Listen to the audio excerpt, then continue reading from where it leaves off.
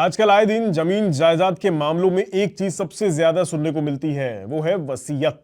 खासकर हमारे देश में तो भैया अमीर हो या फिर आम लोग, ज्यादातर ऐसे मामलों में फंसे हुए दिखाई देते ही है।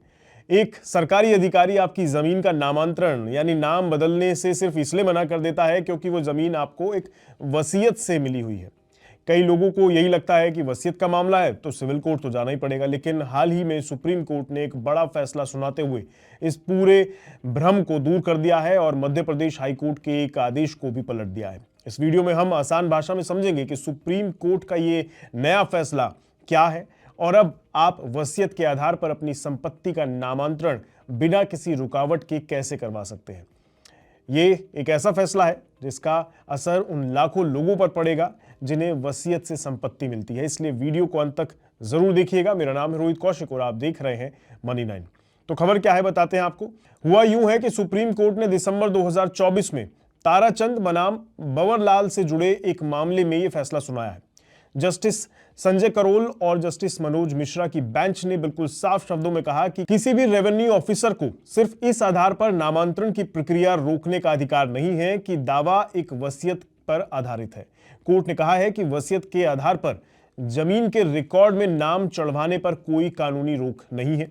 यह फैसला इसलिए और भी बड़ा हो जाता है क्योंकि सुप्रीम कोर्ट ने इसके साथ मध्य प्रदेश हाई कोर्ट के एक पुराने आदेश को भी रद्द कर दिया है।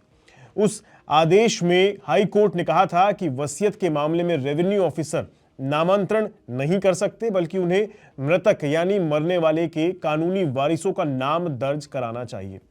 सुप्रीम कोर्ट ने इस नजरिए को गलत ठहराया और वसीयत के आधार पर हुए नामांतरण को फिर से बहाल कर दिया है। यह फैसला उन लाखों लोगों के लिए एक बड़ी राहत है जो अधिकारियों के इस रवैये से परेशान रहते हैं। चलिए अब उस केस को समझते हैं जिसकी वजह से ये बड़ा फैसला सामने आया है। ये कहानी मध्य प्रदेश के ताराचंद जी की है। मामला एक कृषि भूमि का था जो रोड़ा उर्फ रोड़ीलाल जी के नाम पर थी।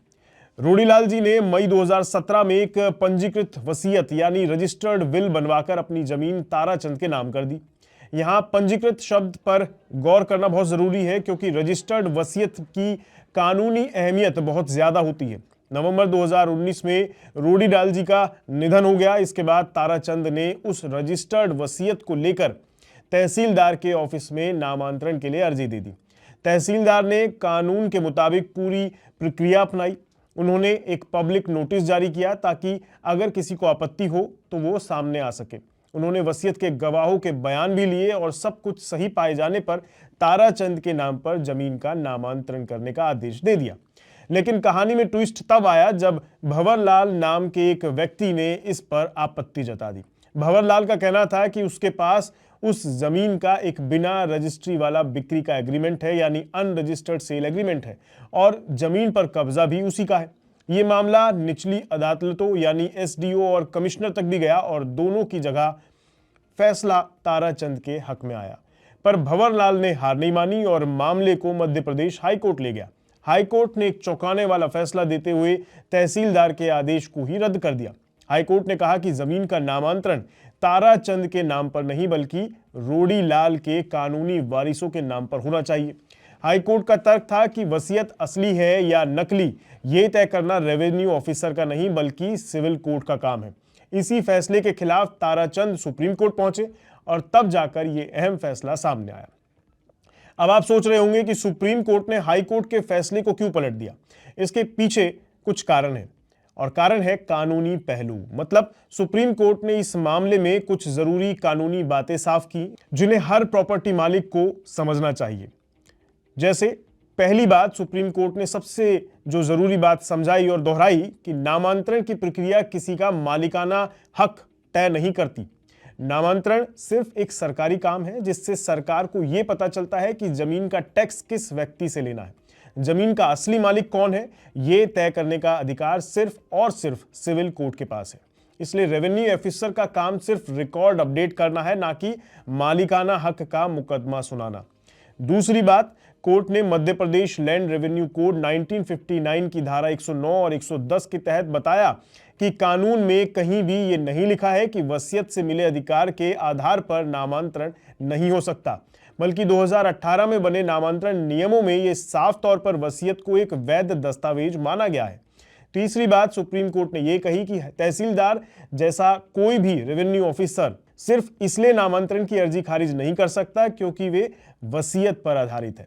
अधिकारी को अर्जी पर विचार करना होगा। अगर वसीयत रजिस्टर्ड है, गवाहों के दस्तखत हैं और मृतक के किसी करीबी कानूनी वारिस ने कोई बड़ी आपत्ति नहीं जताई है तो नामांतरण की प्रक्रिया को आगे बढ़ाना चाहिए। चौथी बात पर सुप्रीम कोर्ट ने यह भी साफ किया कि नामांतरण का आदेश हमेशा सिविल कोर्ट के किसी भी अंतिम फैसले के अधीन रहेगा। इसका मतलब यह है कि अगर तहसीलदार ताराचंद के नाम पर नामांतरण कर भी देता है और बाद में भंवरलाल सिविल कोर्ट में यह साबित कर देता है कि वारिस नकली है और यह वसीयत नकली है, तो नामांतरण का आदेश अपने आप रद्द हो जाएगा। लेकिन जब तक सिविल कोर्ट का फैसला नहीं आता तब तक सरकारी रिकॉर्ड को अपडेट करने से रोकना गलत है, क्योंकि इससे सरकार को भी टैक्स का नुकसान होता है। जहां तक इस मामले की बात है तो इस मामले में मृतक के किसी भी सीधे कानूनी वारिस ने वसीयत पर सवाल नहीं उठाया था। आपत्ति एक तीसरे व्यक्ति भंवरलाल की थी, जिसका दावा भी एक बिना रजिस्ट्री वाले कागज पर था, जिसकी कानूनी वैधता बहुत कमजोर थी। इन्हीं तर्कों के आधार पर सुप्रीम कोर्ट ने हाई कोर्ट के फैसले को पलट दिया और तहसीलदार के मूल आदेश को ही सही ठहराया। अब सबसे काम का सवाल, इस फैसले का आप पर क्या असर होगा और आपको क्या करना चाहिए? देखिए, अगर आपके पास भी किसी संपत्ति की वसीयत है तो अब आप पूरे भरोसे के साथ नामांतरण के लिए अप्लाई कर सकते हैं। इसके लिए कुछ प्रोसेस है, तो जरा ध्यान से सुनिएगा। मृतक प्रमाण पत्र के साथ एक आवेदन तैयार करना होगा आपको। यह आवेदन आपके राज्य के तहसीलदार या संबंधित रेवेन्यू ऑफिसर को दिया जाएगा। आवेदन के साथ कुछ जरूरी दस्तावेज लगाए जाएंगे, जैसे रजिस्टर्ड विल की सर्टिफाइड कॉपी, एक एफिडेविट जिसमें आप बताएंगे कि आप वसीयत के आधार पर उत्तराधिकारी हैं, और अपनी पहचान का प्रमाण यानी आधार कार्ड वगैरह। अर्जी जमा होने के बाद तहसीलदार का ऑफिस एक पब्लिक नोटिस जारी करेगा और आपत्तियां मांगेगा। इसके लिए आमतौर पर 15 से 30 दिन तक का समय लग जाता है। अगर कोई आपत्ति नहीं आती तो तहसीलदार गवाहों के बयान लेकर नामांतरण का आदेश दे देगा। अगर कोई आपत्ति आती है तो तहसीलदार एक छोटी मोटी सुनवाई करेगा और देखेगा कि डॉक्यूमेंट सही है या फिर नहीं।